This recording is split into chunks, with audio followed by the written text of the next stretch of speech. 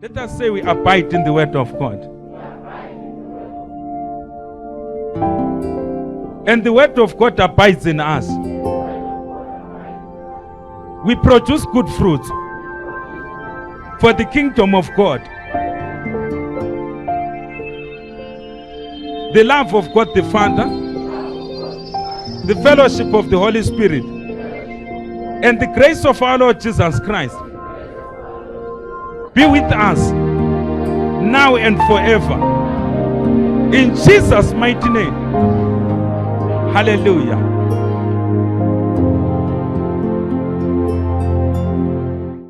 The message is entitled First Fruit Offering.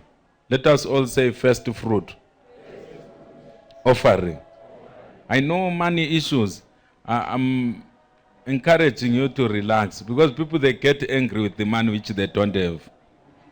If you want people to get angry, talk about the money which they don't even have. Hallelujah. I will read many scriptures and I won't take much time in interpreting them. I would ask you to go home and then you to meditate on the word of God. Genesis chapter 4, I will start from verse 2. Then she bore again, this time his brother Abel. Now Abel was a keeper of sheep. In other words, he was a shepherd. But Cain was a tiller of the ground. In other words, he was a farmer. And in the process of time, it came to pass that Cain brought an offering of the fruit of the ground to the Lord. I want us to take note of an offering of the fruit of the ground to the Lord. Verse 4, Abel also brought of the firstborn of his flock and of their fat. Do you realize the offering of Abel? It was of the firstborn. Not all of the firstborn, but of. Let us say of. The firstborn. So he selected among the firstborn. If you read another translation, it says he gave firstlings, or the fatty portions of his firstborn. Hallelujah. And Abel also brought of the firstborn of his flock and of their fat. And the Lord respected. God can respect a human being. And the Lord respected Abel and his offering. There are two things which were respected here. It's a person and his what? Offering. Look at your neighbor and say, does God respect you? And your offerings. Hallelujah. It's from scripture, isn't it? We are reading the Bible, the word of God. This is the New King James Version that I'm using. Is there anyone with an NIV? I may need to use two translations as we proceed. The New International Version. If you have got the New International Version. Yes.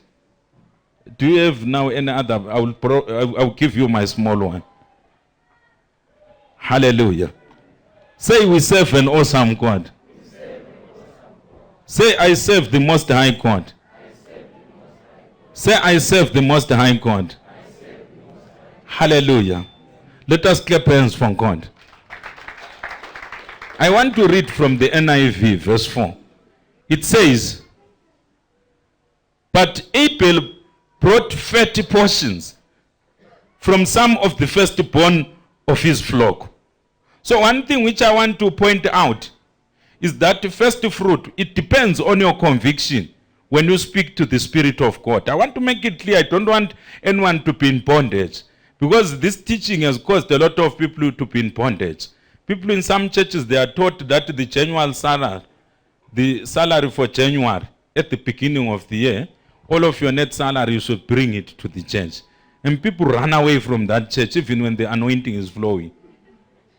Because there are so many arbitrary things which are said in connection with the first fruit teaching. Let me say this to clarify on first fruit teaching. That the first fruit, the genesis of first fruit was Abel. It's Abel who started to give first fruits.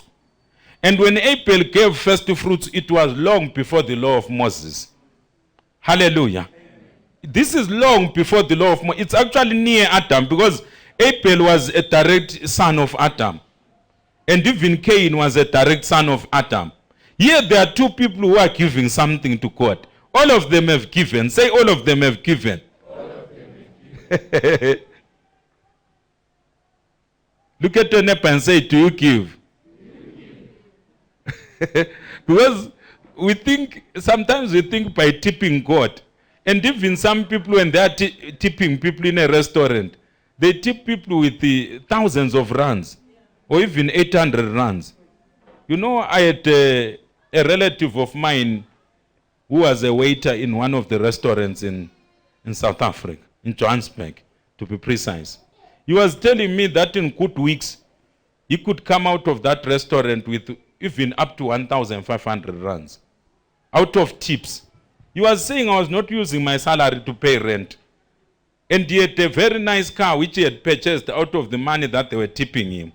If human beings are tipping people who give them nice food, who don't even purchase food for them, they are tipping them like that, how come we tip God with nothing? Hallelujah. Hallelujah. Look at your neighbor and say, he is not forcing you to give. He is showing you the way to prosperity.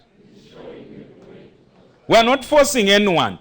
This thing is a thing of the heart. Because when Abel decided to give to God the fat portions of some of the firstborn, not all of the firstborn.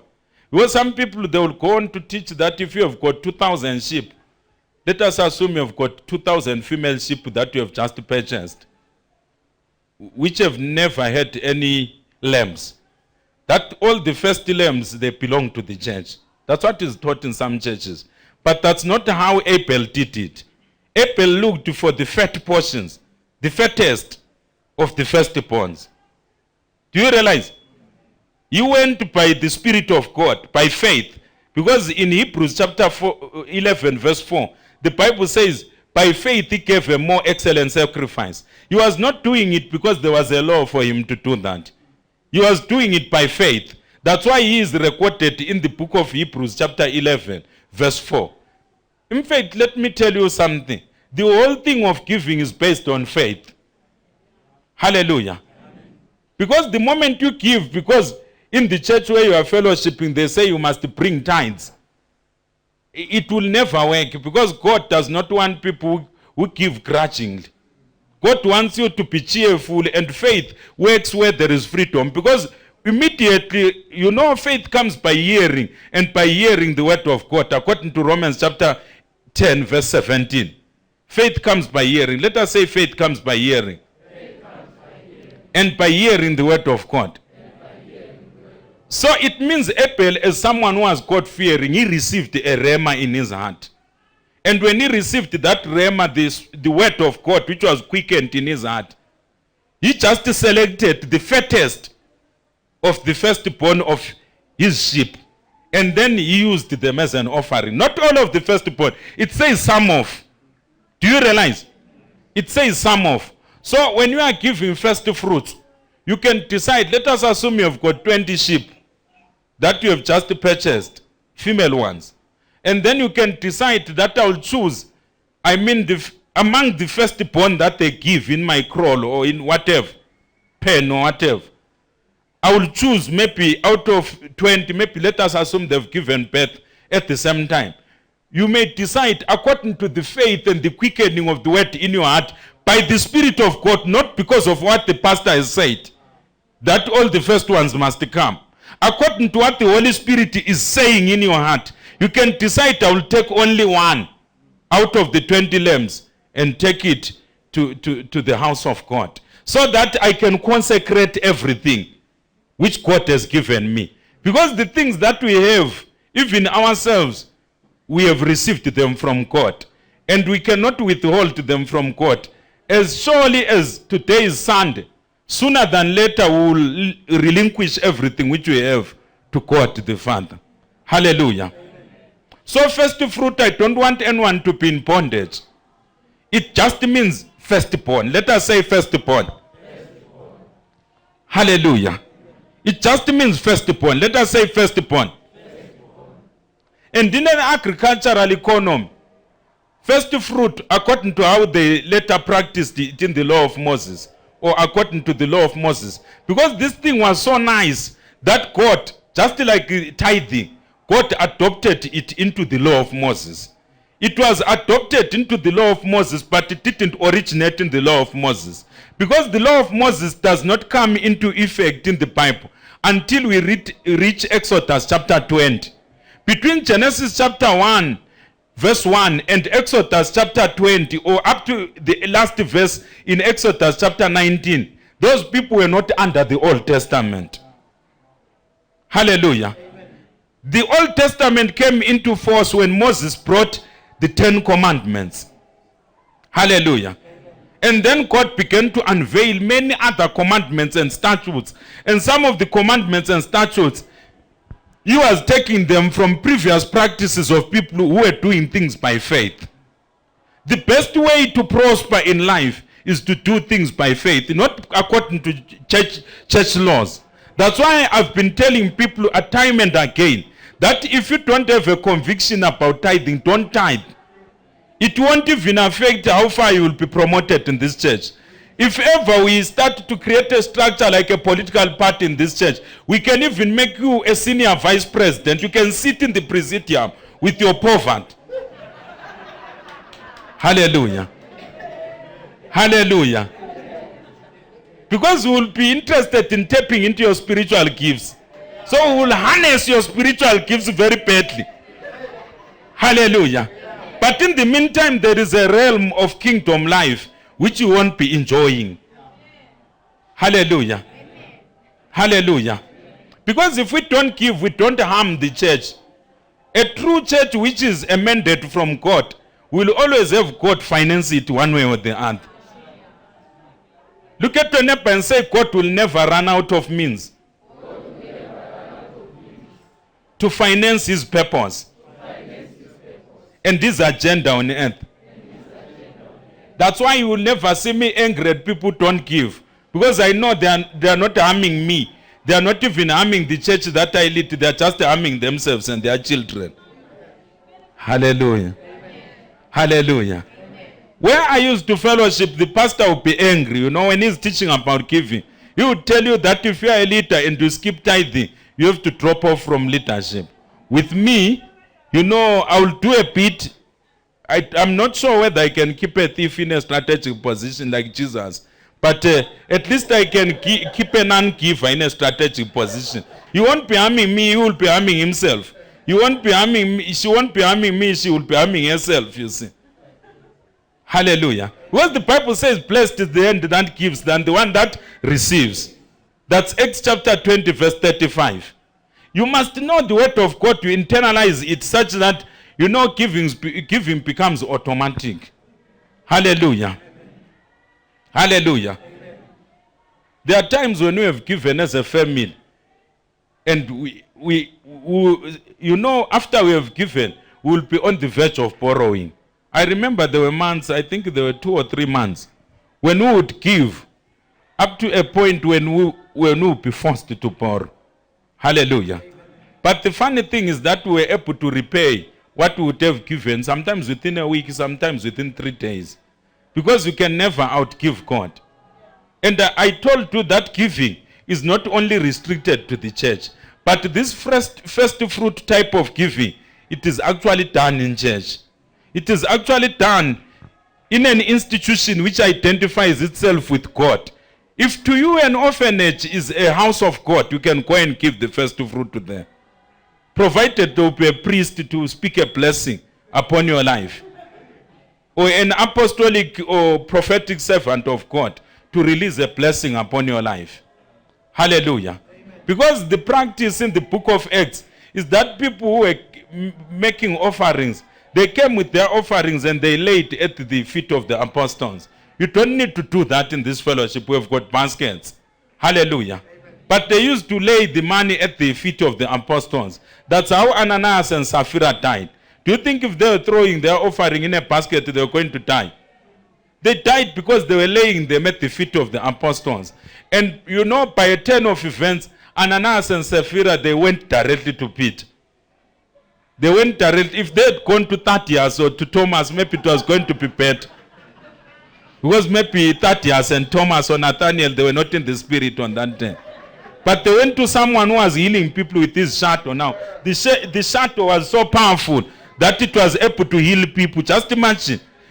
And they were laying offerings and lying, under the shadow of Peter, and things became very bad for them. One after the other, they died. Hallelujah. At least they gave. That's why the theological me believes they will be there in the kingdom of God. Because at least they practiced the junior brother of giving. Hallelujah. Hallelujah. At least they gave. Just imagine if someone dies for giving. Let me just stop there. Hallelujah. Hallelujah. Hallelujah. Look at your neighbor and say how you give. And the condition of your heart when you give. Matters to God. Hallelujah. So when you are giving to someone, you must give in a worshipful way. I'm not saying worship them. Don't throw things at a person. If a person wants, maybe let us assume they want man. But I'm not giving you this man, it's my offering. I'm just demonstrating. Because he can take it and put it in his pocket. Hallelujah. I'm just demonstrating. Because with money you have to be careful. If it is a pipe, hallelujah. If it is a pipe, I throw it at him, he will give me at the end of the church service. Hallelujah. Hallelujah. So just imagine I'm giving and then I do this and then he has to do that. It means I'm not honoring God in my giving. Because when I'm giving, even to a baker in the street, I'm actually giving to God because he's saying, I was naked and you clothed me. I was hungry and you gave me food. Even when you are giving to a baker on the street, you must give, you must stop. Condition your heart that I'm now serving God. I'm now feeding Jesus. In the meantime, you are giving to a street kid, maybe it's ice cream or whatever. You give, you talk to them. Even if they are smelling, don't worry about the smell. You give them reverential. There was a time on Christmas I was working. On Christmas when some people were busy celebrating. And then when I was driving, there is a certain vagabond that normally sits, he normally stations himself opposite the SDA church at Selborne Park there. You see, a vagabond, someone who lives on the street. So the Holy Spirit told me to buy food, quite a bit of food. And then I purchased the food. And then when I was just about to, I was moving at maybe around 80 kilometers per hour. The Holy Spirit told me to reduce speed. I reduced the speed, and then after the robots, the Holy Spirit told me that I wanted to minister to that person. To give, you will only remain with water and a soft drink. You give all the food to the vagabond. And I also, the Holy Spirit said to you, you must give him money because he knows how to use money. But some can actually tear money into pieces. Hallelujah. So the Spirit of God told me you must also give him money. And then I went with my food, to the food which I was supposed to eat as I'm working there. I went with it. The person was smelling. I don't want to lie to you. And the Holy Spirit said, greet him in my heart. The Holy Spirit was speaking in my heart. He speaks in the heart, inside the heart. Hallelujah. He will never speak like an evil spirit from outside. He speaks in your heart. Say the Holy Spirit speaks in your heart. Because some of you are waiting for the Holy Spirit to speak to you outside of your body. You will never do that. Because if it does that, it becomes very easy for us to be accosted by evil spirits. Because that's what evil spirits do when they are obsessing people. They will be raining voices from outside. Hallelujah. So I went to that vagabond. And then, I talked to him. What's your name? He told me his name. And then, because I was partially afraid as a human being that he could be violent. Some of those people will be insane. He can actually start to fight you. The Holy Spirit said, no, don't worry. You are with me. I've done it a number of times. But don't just do it. You can be raped by a vagabond, especially if you are female. Or they can beat you up when you are trying to help them. So you have to be led by the Holy Spirit when you are doing that. Hallelujah. I gave him all my food, and he was very thankful. And I gave him money and told him, I asked him, do you know Pops? The filling station. He said, yes, I know Pops, which is just after Nast. And I said, you can go and buy other things that you have, maybe bread or something. And then that same week, God gave me multiples of blessing because of what I had done to the vagabond. Let us keep hands from God. Hallelujah. He says, I was hungry and you gave me food. As I was giving him food, I was remembering Jesus. I was saying, maybe this is Jesus, because there's Lazarus in the story of Jesus, who was looking like that vagabond. There's noise. There's noise. Yes. There was Lazarus in the Bible and the rich man. The rich man missed his opportunity to receive a blessing from God by not ministering to Lazarus. And then in later life, in the life which came after this life, the men wanted Lazarus to minister to him. Look at your neighbor and say, if you sow nothing, expect to reap nothing. The man didn't minister to Lazarus, but he wanted Lazarus to minister to him in the next life. It doesn't work. Hallelujah. It doesn't work. We have to minister to the underprivileged. But for the church to have capacity to minister to the underprivileged, if saints, they get a blessing from God, maybe they are tilling the ground, or they are keeping sheep, or they are keeping cattle, they must minister out of their substance the first fruit. The first fruit, it means the best. It can mean all of the firstborn. Let me be honest with you. It can mean all of the firstborn, number one. Number two, it can mean the best among the firstborn, which is exactly what Abel did. Hallelujah. Amen. Let me read those verses again. Verse 4. It says, but Abel brought fat portions from some of the firstborn of his flock. And the Lord looked with favor on Abel and his offering. Do you realize God is looking with favor? The respect that the Bible is talking about, it doesn't mean that God did this. Because that's how we imagine respect. It means God will look with favor. Hallelujah. When you honor God with your first fruit, or with some of your first fruit, because you can't, it depends on how you have been working with God. We can't make you start, if you have got 2,000 sheep, we say all the first sheep to be born, all the first lambs to be born to church. I mean, we'll be starting you at PhD level of giving. And it can traumatize you. Some of you can suffer strong.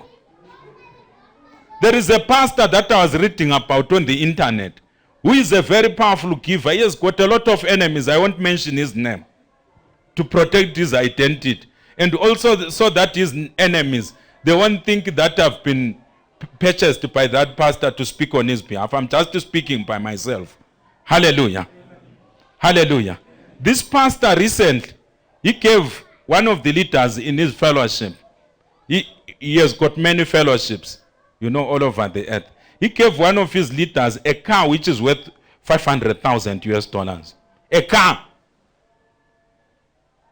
Do you realize? There was a time when this pastor was renting where he is living. I won't even mention where he is living, because people can easily deduce. People are very intelligent. After all, they were created in the image of God. If I mention where the pastor is living, they can deduce who I'm talking about. Hallelujah. This pastor gave a car which is worth $500,000. And this pastor used to pay a lodger somewhere where he is living.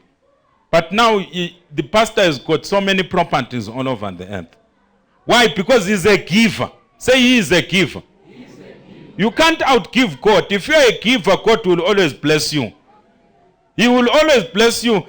And you will always see open doors and open gates.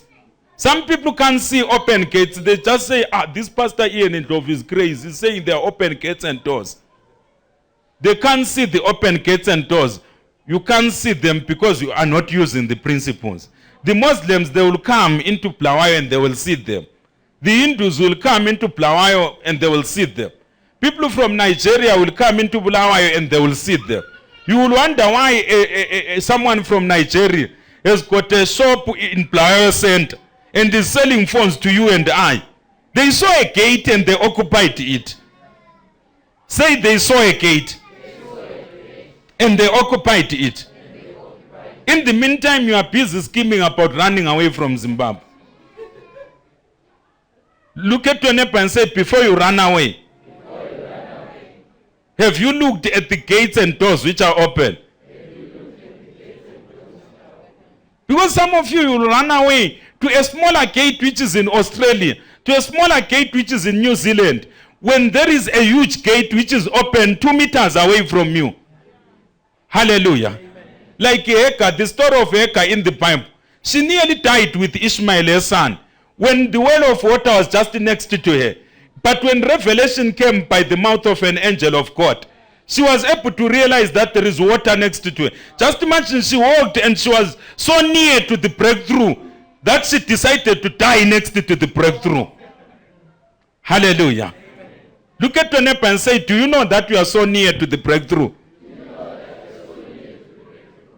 Look at your neighbor and say, don't die next to the breakthrough. Hallelujah. Hallelujah. So the first point that I want us to recognize is that according to how Abel did it, it was the fat portions from some of the firstborn of his flock. He didn't take all the firstborn and give them as an offering, which is what is taught in some churches. It is the best of the best, because firstborn, it means best. Say best of the best.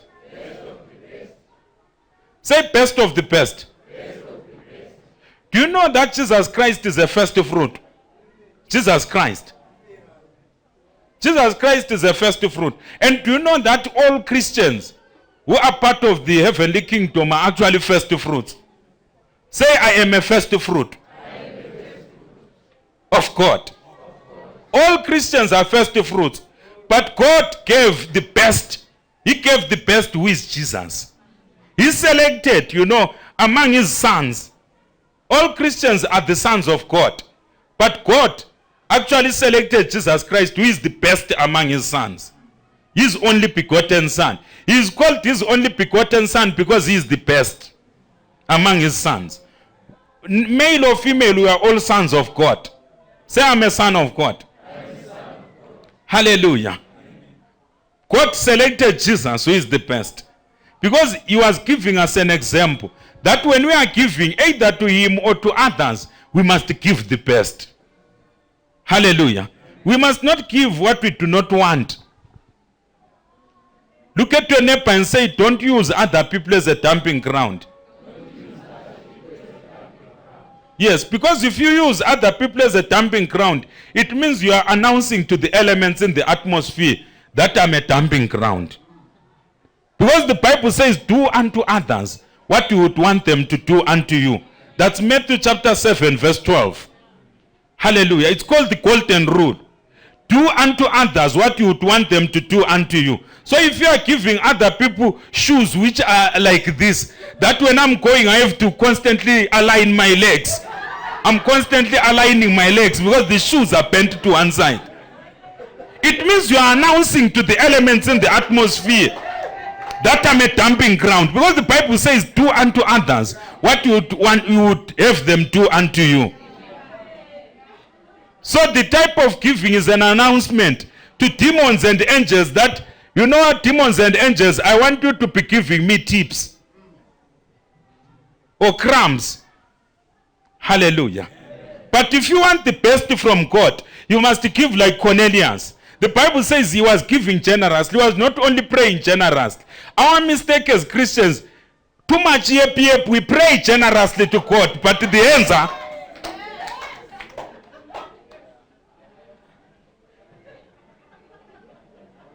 hallelujah. Hallelujah. Hallelujah. You must pray generously and also what? Give generously. Hallelujah. Open hands, they mean open heavens. Look at the church in Acts, how many miracles were taking place. If you want to also know, I'm not saying giving is the only way to release the anointing. We need to fast, we need to read the word of God, we need to fellowship more, we need to allow people to move in the gifts that the Holy Spirit has given to them, for the Holy Spirit to be released in his fullness. But one of the reasons why the Holy Spirit is not flowing in our churches is because of our giving. If you see a church where miracles are taking place, just look at the way they are giving. Feasted hands, they mean feasted heavens. Open hands, they mean open heavens. Feasted hands, they mean feasted heavens.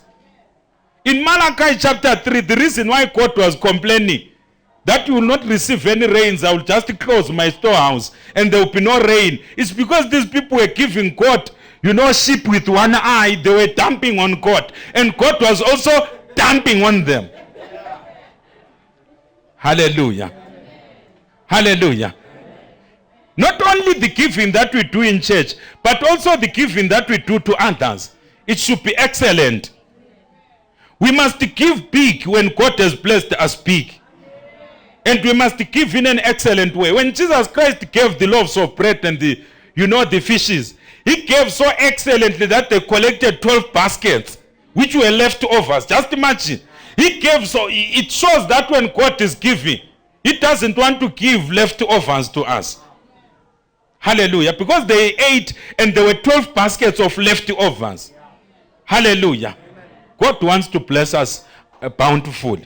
But the challenge is our hearts and our hands. That's the challenge, our hearts and our hands. Hallelujah. God will find it very easy to bless a Hindu who has got 20 shrines. You will find it very easy to bless a Hindu who has got 20 shrines in his compound, whose hand is open to give. Because this Hindu, he will actually create employment for you, give you bonus and give you, money for holiday. Just because he's a Hindu, God will not discriminate that person. After all, he created him in his image.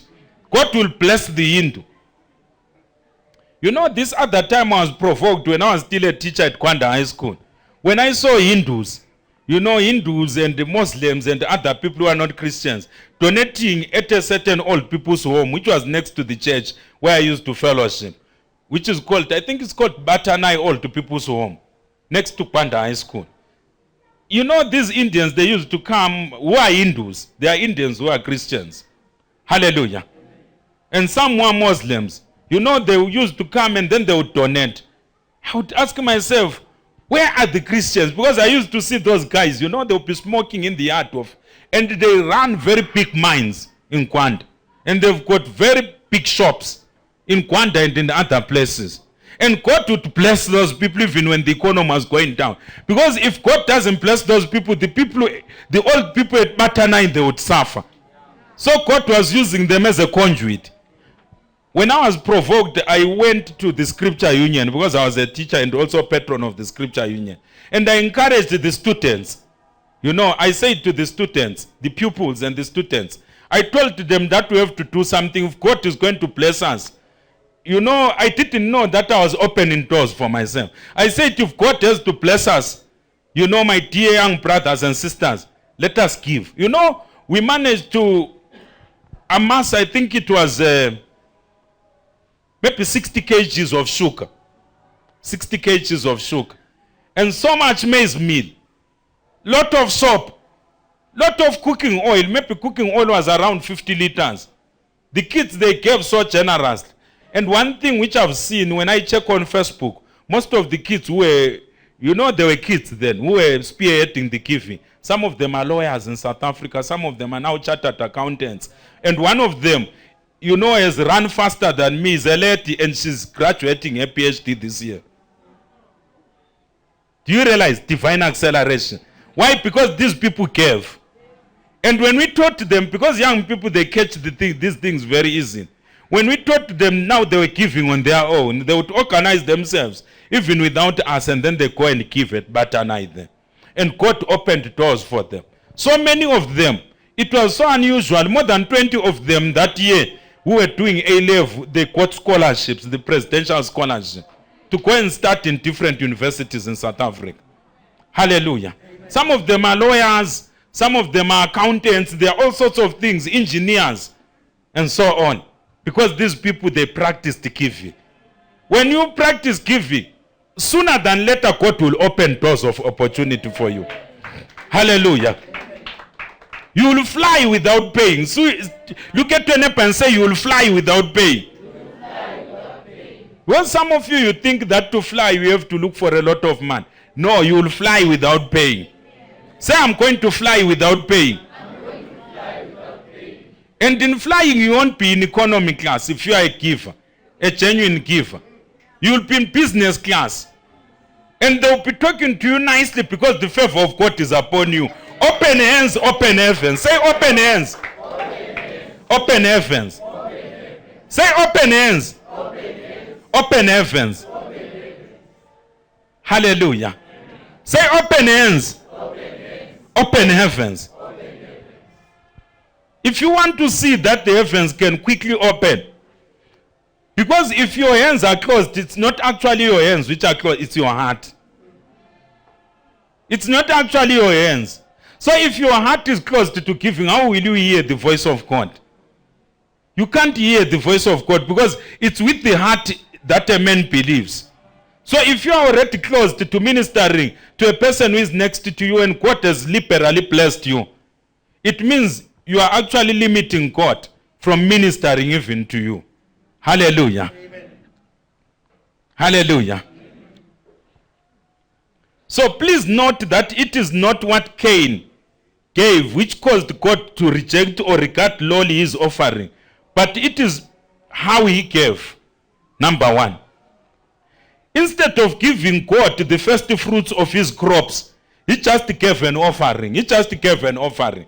Actually, according to the record of scripture, he was the first one to give. But he didn't have an attitude of saying, now I'm giving to God. Let me give my best. Because God is the best that there is. Let us confess and say, God is the best that there is. He just gave an offering. And then his younger brother, because Abel was his younger brother. Some theologians, they say they were twins, but I don't know about that. That's theology. Hallelujah. The younger brother gave the best from among the first fruits. He selected from among the first fruits and he gave the what? The best. This contrasted with Abel who gave God the firstborn or some of the firstborn of his first fruits or the first fruits of his flocks. He gave the 30 portion of some of his firstborn. He gave the 30 portions of some of his firstborn. The 30 portions of some of the firstborn. In other words, he gave the best of the what? Firstborn. So if God gives you a mighty blessing, let us assume you get a new job. You get a new job. Let us assume you are not working all along. You can decide, it depends on your level of faith. With me, how I did it, I will tell you how I did it. I'm not saying go and do that. Hallelujah. When I left my teaching job at Gwanda High School, and I got a job as a teaching assistant at NAST, what I did, I took my first salary as a teaching assistant and gave it to the church where I was fellowshipping. I took all of my net salary. I withdrew it. Someone will ask, how did I survive? I live by faith, my brother. I don't live by a salary. Hallelujah. I was more than sustained. Before I even gave my net salary, I had money, I had a lot of cash. Which I was keeping somewhere, which God had been giving me, because I didn't start to practice first fruit giving when I arrived at NAST. I was already practicing it before I arrived at NAST. So I had a lot of savings already. So for me, it was not an issue. Even if I didn't have savings, the conviction in my heart was that, in my heart, do you realize? The conviction in the heart of Abel was that he should go to his firstborn, select the best of the what? Firstborn. Select the fattest or the fat among the what? Firstborn. That was the conviction in his heart. The conviction in my heart was that I should take all of my net salary and give it to the church. I didn't mind that it was more than my savings. It was not an issue for me. And then God protected my income, my stream of what? Of income. TAs, they used to lecture courses. And I was lecturing 3 courses. That's how I was able to raise money to purchase the property, that one of the properties that we have at the present moment. When the time came, they changed the regulations at NAST. They said TAs are not supposed to teach. They are supposed to tutor under a fully qualified lecturer. And you know, it was a year before I became a lecturer. And I was supposed to relinquish my 3 courses that I was teaching and relinquish the salary. You know what they did? When they were taking from some of the TAs, they gave me an additional course, a 4th course. Hallelujah. Hallelujah. Because what I had done with the first fruit, it protected all of my income. So I was lecturing as a TA until I qualified on 10 November 2010. I was just a lecturer throughout. So the people that I taught when I was still a TA, they were saying, you were my lecturer. They didn't know that I was a TA. They say you were my lecturer in 2009. But I was actually their teaching assistant without a lecture. God just glorified me into a lecture when I was at the first degree. Why? Because of the quality of the giving. And my heart attitude towards what? Giving. I did it according to the conviction of my heart. Let us assume you go to a new job and your faith is not that strong, or God doesn't actually tell you to give all of your net salary. Do it like Abel. Look for the best among that net salary of the first month of a new job and give it to God and see what God will do for you. You will be protecting the stream of your income. The reason why some among us, you get a job only to lose it in 2 months, your stream of income is not protected. Demons can easily shove you off and give the job to another person who is not a Christian. Look at your neighbor and say, is your stream of income protected? Let us go to Romans chapter 11. Romans chapter 11 verse 16. Romans chapter 11 verse 16. It says, for if the first fruit is holy, the lump is also holy. And if the root is holy, so are the branches. It's still talking about what? The first fruit. Here it's giving a picture of a woman or a man who has got dough. You know dough, which we use to bake pans.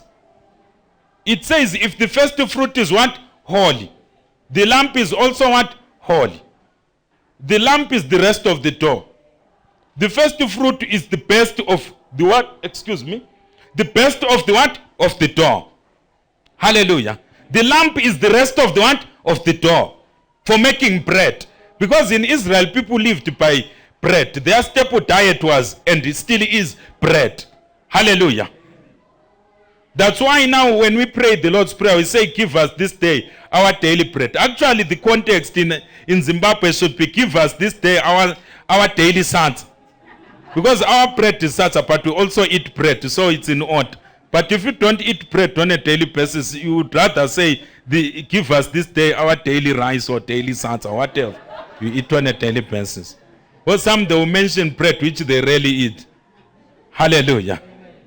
So now, if you wanted the rest of the dough to be holy or to be God protected, you had to take the first fruit and donate it to the house of God. By so doing, you will be consecrating, because holy, it means consecrated unto God. Hallelujah. The word in the Bible which is translated to holy, it's the word, Greek word hagios. Let us all say hagios. The word hagios, I will simplify things because here we are not in a theology class. The word hagios, it means in the likeness of God. It means in the what? Likeness of God. But how is God? For us to say something is in the likeness of God. God is set apart. Do you realize? He is set apart. The word hagios, it also means set apart. Let us all say set apart. So now when you give the first fruit to God, the lamb becomes set apart for God. That's why they were not able to remove curses from me. I knew the principle which caused me to survive. Some people were coming to my office and saying, you are lucky. You are lucky. I don't live by luck. I live by principles. If I live by luck, it means I will be fortunate today and unfortunate tomorrow. I don't live by luck. I live by principles. Do you think Bill Gates is a billionaire by luck? Do you think Oprah Winfrey is a billionaire by luck? Do you think Stripe Masiwa is worth 1.7 billion US dollars by luck? You can't have that kind of luck. Where can you get 1.7 billion US dollars worth of wealth by luck? If there is such luck, I want you to show me so that I can go and get it. There's no such luck. Look at your neighbor and say, there's no such luck. I don't live by luck. A lot of people, they'll come. They'll say, hey, you are very fortunate. I mean, you are very lucky. Hey, you are a very lucky person. They didn't take courses from you. And they were taking courses from people who were just about to qualify compared to me. They were taking courses away from them. And with me now, they were adding courses and also giving me trips. I did a lot of trips. When I was a teaching assistant to Harare, I would claim money more than lecturers. I made sure that I claimed more money than lecturers because I'm a child of God. Hallelujah. At one time, I was getting income which was even more than the income of professors, people who are full professors there at NAST. I'm telling you the truth. That's what I was doing. If God gives me the grace to do it, I actually do it very badly. Hallelujah. Hallelujah. Hallelujah. Hallelujah. Hallelujah. Look at your neighbor and say, don't live by luck. Live by principles. Well, some of you are waiting for luck to occur to you. It means you are not a child of God then. Because children of God don't live by luck, they live by principles. Hallelujah. We don't live by luck. If you are waiting for luck, it means you are waiting for the devil to be kind to you. Because luck is the kindness of the devil. There is a quarters of luck in many nations, in many tribes, and in many races. Luck is actually a quarters among the Romans and the Greeks. Hallelujah. Fortuna. It's called Fortuna. The goddess of luck is called Fortuna. I mean, she's depicted as a woman. So it means you are waiting for a demon in the kingdom of Satan to have mercy on you. I'm not waiting for any demon to have mercy on me in the name of Jesus. I live by principles, by fire and by force. I'm not going to do it like Nigerians. By principles, by fire and by force, I get what belongs to me. Hallelujah. Hallelujah. When you follow the principles, you will begin to prosper even in a dry land. You know, the Bible says Isaac reaped 100-fold. When there was a drought in the land of Gerar or Gerar, there was a drought, but he was able to reap 100-fold. And the Bible says he became great and he waxed great. He became increasingly great. If a person becomes great and then he is increasingly great, he's too bad, my brother. He's too bad, my sister. He's too prosperous. Hallelujah. But there is a principle to success. Success is not an accident which is waiting to happen on you. Don't ever think by that lotto which you are always betting you are going to be rich. The only thing which you will get is a spirit of gambling, which will render you useless and you will be obsessed to just thinking about man. Hallelujah. Look at your neighbor and say, live by principles. Live by principles. Hallelujah. Amen. Hallelujah. Amen. So in Romans chapter 11 verse 16, the Bible tells us that if the root is holy, the branches are also holy. The root is the first thing to be there in a tree. The first thing to be there in a tree are the roots, not the branches. So your stream of income, the reason why your money cannot satisfy you, even up to this day you have been working for 10 years, look at what you did to the first fruit. You never redeemed your stream of income. And the devil is just, juggling in that stream of income. He's jumping up and down like a rat or like a frog in that stream of income. When you get a salary raise or they give you a back pay, there will be 3 people who will be dying in the family to take away all of that income. Hallelujah. Amen. Hallelujah. Let us go to Proverbs chapter 3. Proverbs. I'm just about to conclude in case you are feeling pain when I'm sharing these things. Hallelujah. Hallelujah. Proverbs chapter 3, verse 9. Honor the Lord with your possessions. It's a requirement that we should honor God with our possessions. That's what caused God to honor or to respect Abel.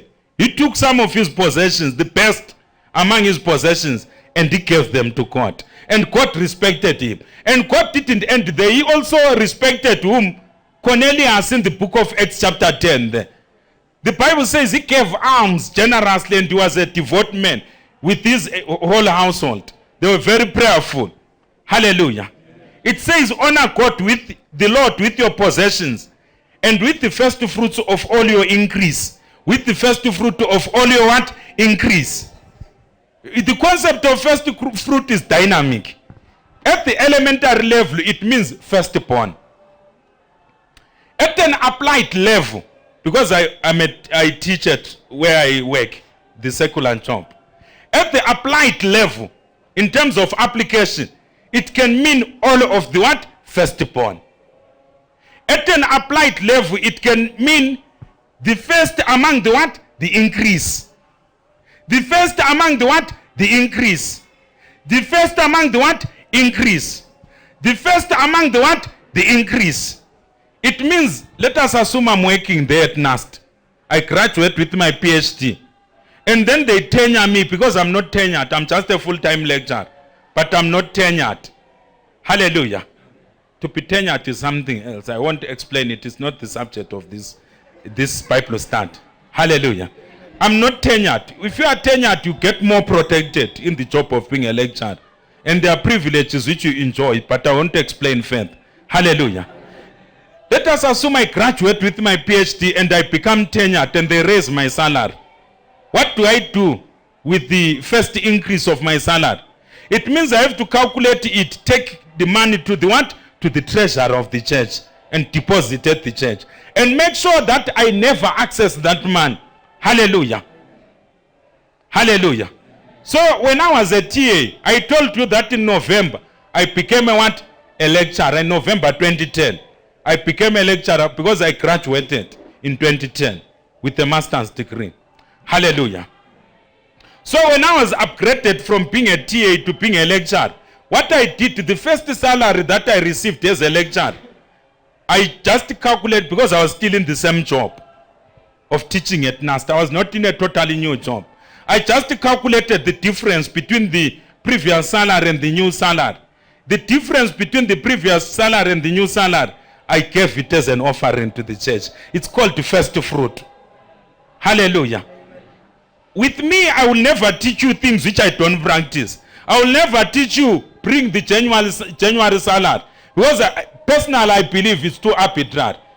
Secondly, I believe it's not by faith. If you are now giving your salary every January, it means even if you don't want to give it, as long as you are a member of the church which practices first fruit giving in January, you just have to bring your January salary. Then there is no faith there. Hallelujah. If the Holy Spirit tells you give the net salary of January, it's between you and God. I will never teach that because there is no January in Scripture. Hallelujah. But there is first fruit throughout the Bible. Hallelujah. It says first fruit of your what? Of your increase. So if you take the first fruit of your increase, the first of your increase, and you give it to God, to the work of God, to the purposes of God, the stream of the increased salary will be protected and God will be upgrading like that. You will be upgrading like that. It's a principle, my brother. I've been practicing it and I will never run dry. I declare not out of pride, but I declare because I trust the person who put the principle in place. I don't trust my job. I can lose it tomorrow, but I know the person who is the source of my income, he is not out of business. And that person is God. Say that person is God. So it says, honor the Lord with the first fruit of your increase. Hallelujah. It says, honor the Lord with your possessions and with the first fruits of all your increase. So your barns will be filled with plenty Your funds are your wallet. Your funds are your account. Just look at your account with your mental eyes. There's nothing. That's why God has sent me to teach you this. There is nothing in your account. There is nothing even in your handbag which is causing you to be angry when we are teaching about giving. There is nothing in your wallet or in your card. If they make you swipe, then you'll be carrying a bit of money to say, all right, swipe half. This business of swiping half, I say it's an error under the sun. It must come to an end in the name of Jesus. You say swipe half, the other half I will pay by Echo Cash. That's a spirit of poverty. Chase it away from this place in the name of Jesus. You'll see a person, a big person who is supposed to be possessing the ends of the earth. They are busy doing a bit of monkey Echo Cash and a bit of bond note cash. That era has to come to an end in the name of Jesus. Whilst you are giving peanuts, Mark Zuckerberg will be giving 100 million US dollars.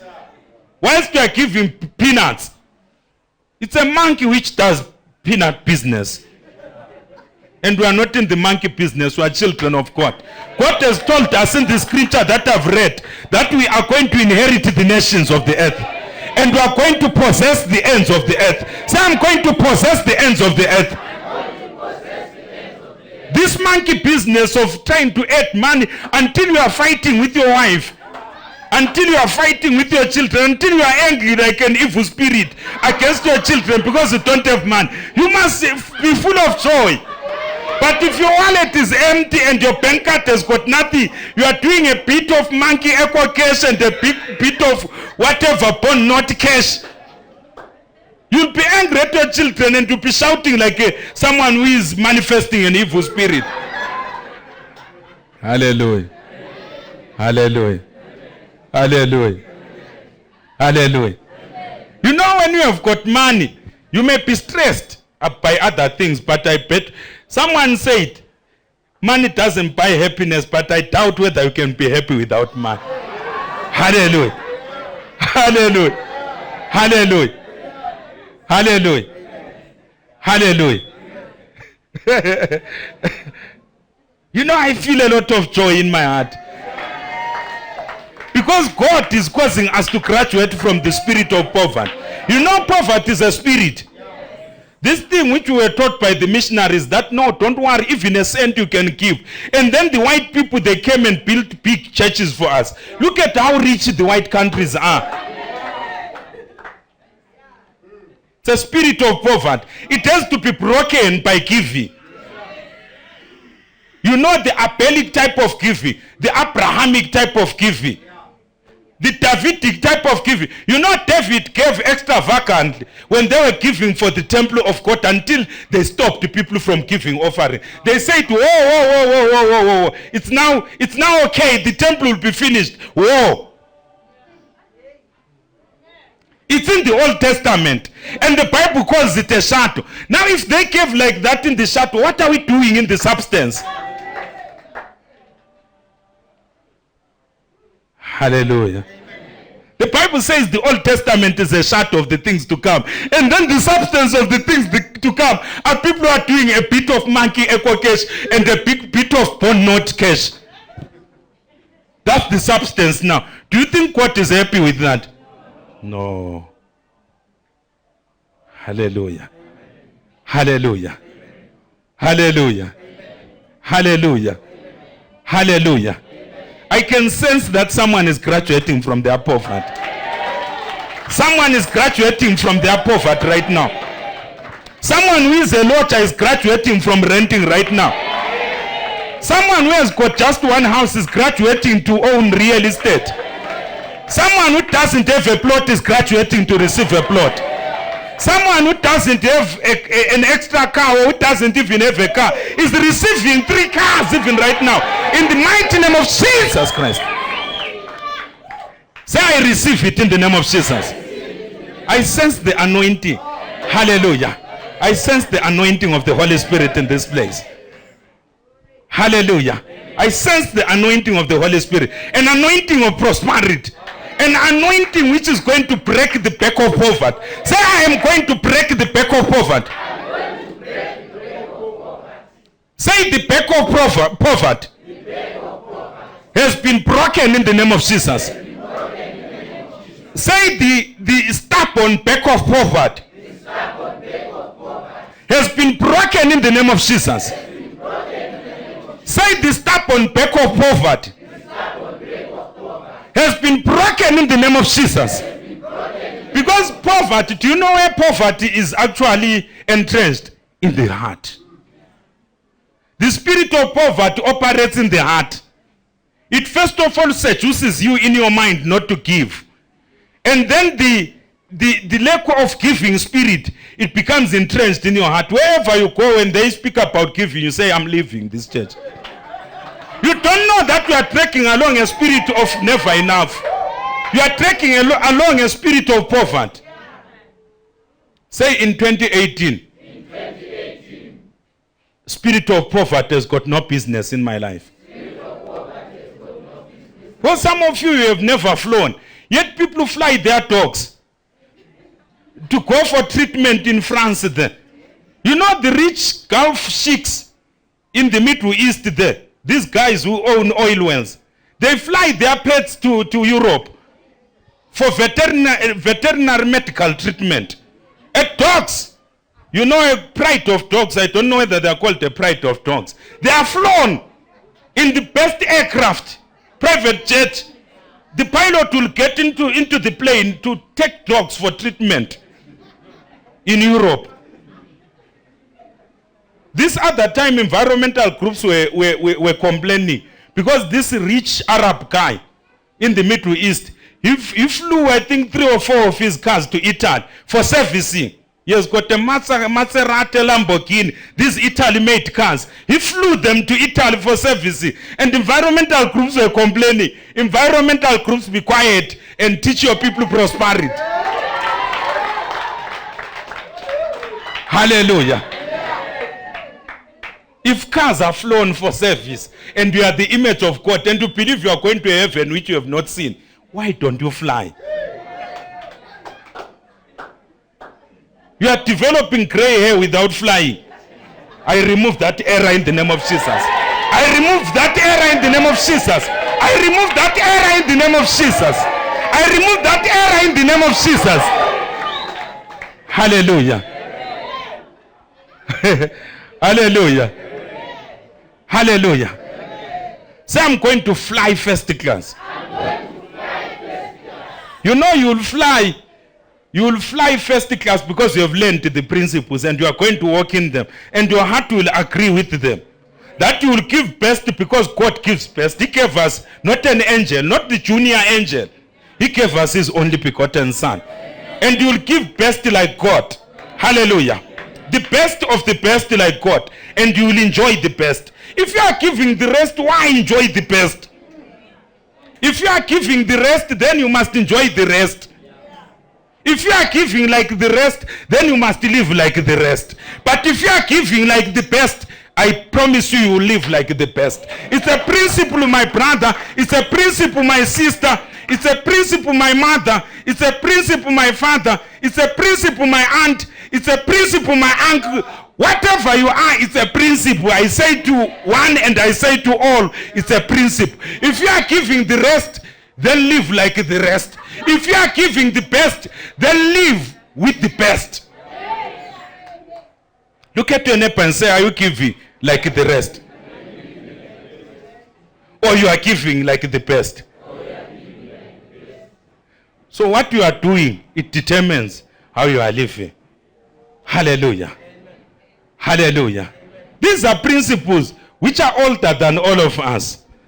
I have to summarize, because my time is up. Hallelujah. Hallelujah. Hallelujah. Hallelujah.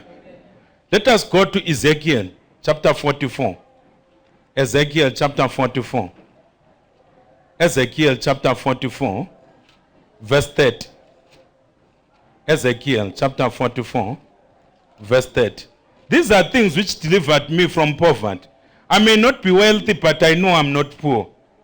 Hallelujah. Hallelujah. The best of all the first fruits. Do you see the point now?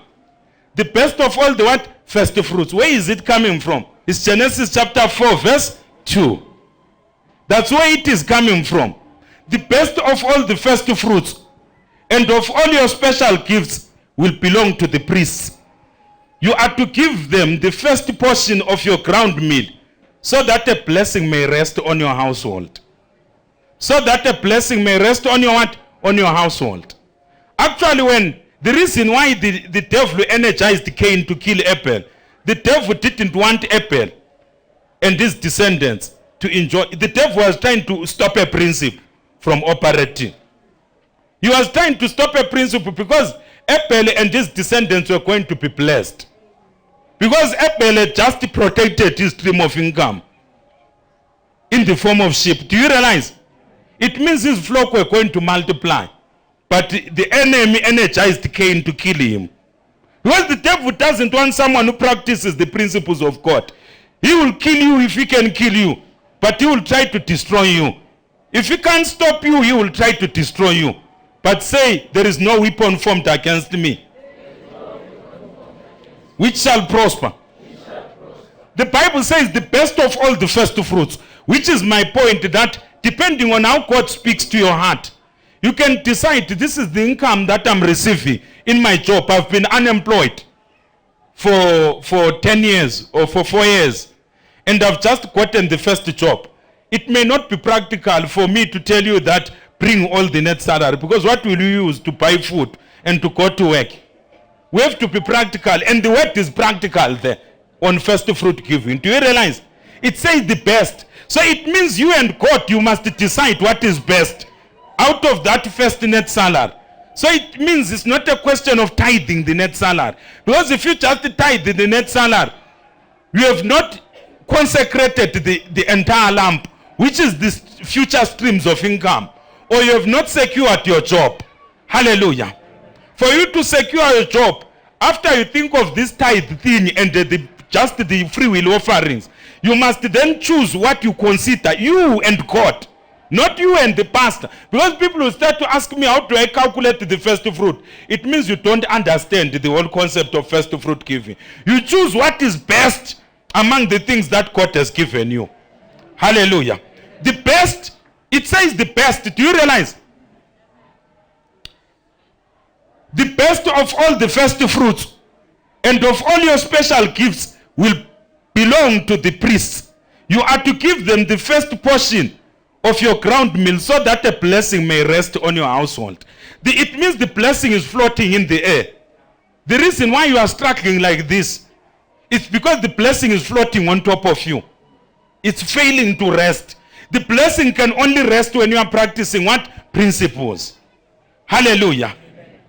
Hallelujah. Hallelujah. And you will be securing the future of your children. The reason why Jews are so rich is because of the way Abraham was giving. It's because of the way Jacob was giving. It's because of the way Noah was giving. When he came out of the ark, Noah gave, he gave animals. He gave a sacrifice of all the things that were living. He waited for them to give birth, and then he gave a sacrifice unto God. And God smelt a sweet aroma when he was in heaven. And he made a covenant with men. And he was making the covenant to himself because of the way Noah gave. Hallelujah. True, genuine giving, which is based on faith, will always touch the heart of God. Not legislated giving. Because if we say first fruit is the salary of January, it's now legislated first fruit giving. It will never release a blessing to you. If you are doing the January thing, you'd rather do it on your own. I'm not in it. Hallelujah. There was a time when I was doing the January thing, until I was asking myself, am I doing the right thing? Until I was groaning under the January type of first fruit giving. Hallelujah. And then I realized there's no January in the Bible. It's just talk of first fruit giving regardless of the month that you are in. I was now in bondage. Do you realize?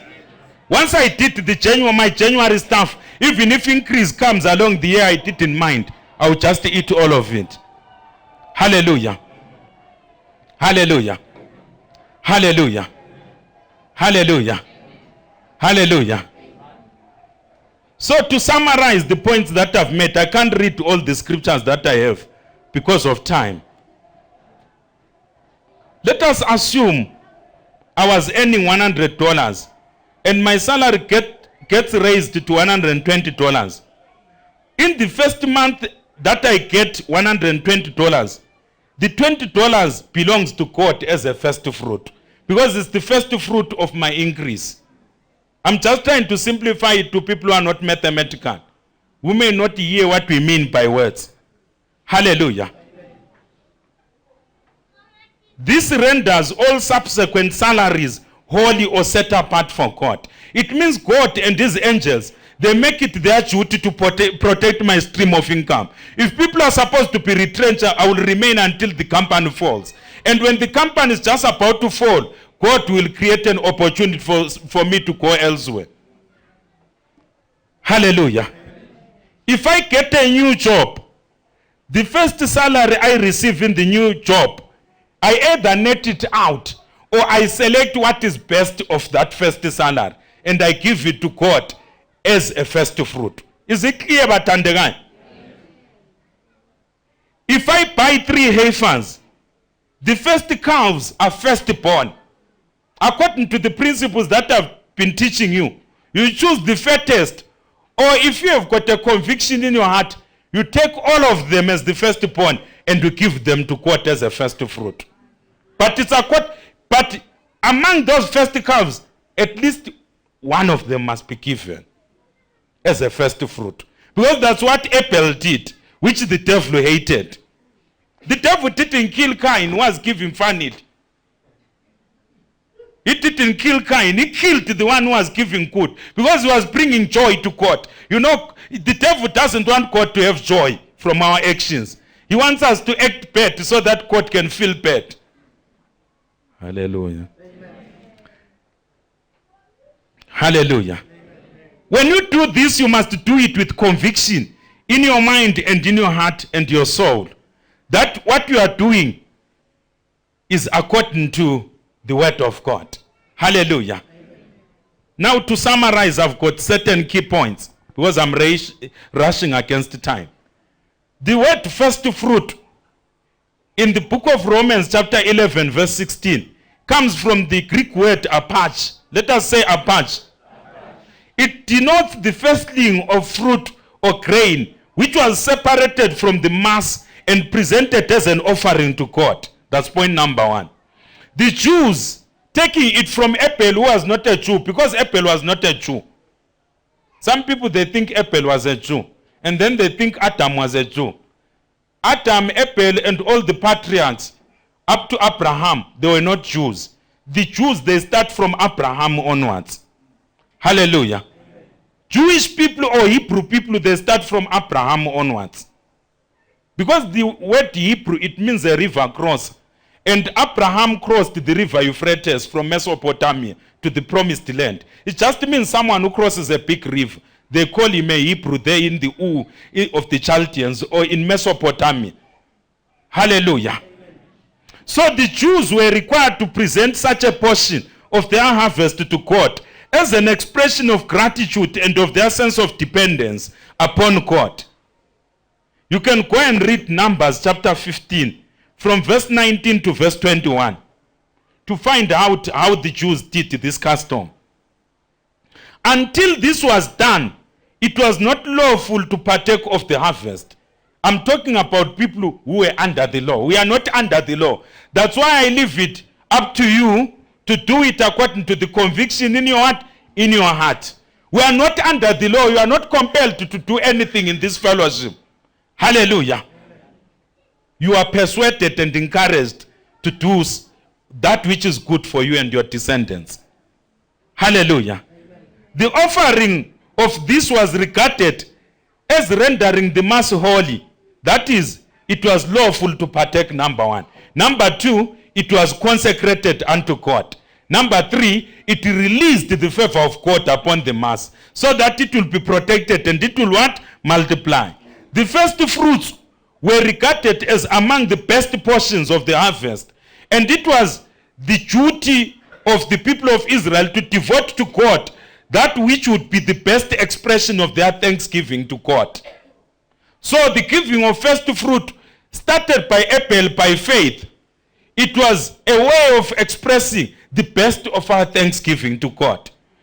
This was the general practice to all that was produced from the land and from animals, for those who were doing animal husbandry. In Romans chapter 11 verse 16, the expression is a reference to the small portion of the dough or kneaded meal that was offered to God, and then the mass or lump. Mass. I said first fruit is apach. The mass or lump is purama. Let us say purama. These are Greek words. Was left for the use of him or her who had made the offering, and it was rendered holy. Do we understand what Tandegan? Hallelujah. Amen. Let us stand in the presence of God.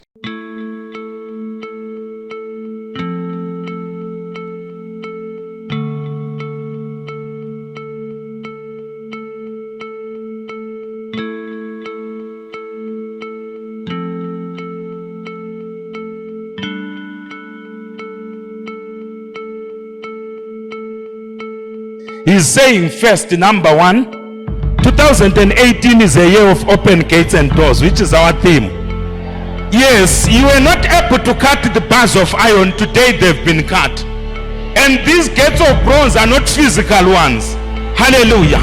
They are spiritual gates of bronze. Today you are entering into your stuff because it's already 2018. Look at your neighbor and say, it's 2018. Say it's 2018.